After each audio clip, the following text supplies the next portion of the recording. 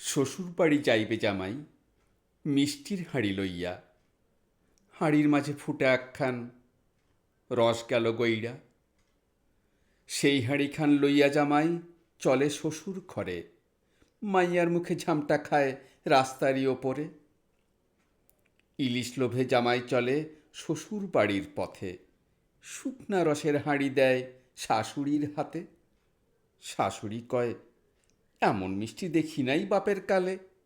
হালারপো আনলো মিঠাই, দানাদার লাগে গালে। দুপুরবেলা আয়েস কইরা জামাই বইল খাইতে, ইলিশ পেটি খাইমু আহা খানসারেক পাতে। শালি তার গলা জড়াইয়া কইবে, আর দুটা দেই? হাঁ কইব, না না ওইতেই হইবই। তরাসখানা সয় না জামাই, বসল গিয়া পাতে। ইলিশ কোথায়, মাছ নাই তো, শুদ্ধ কাঁটা জোটে।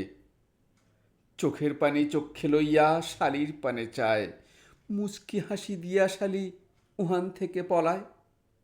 হায় রে আমার জামাই ষষ্ঠী, হায় রে শ্বশুর বাড়ি, আমুই না আর খাইতে ষষ্ঠী, ঘাট হইছে ভারী।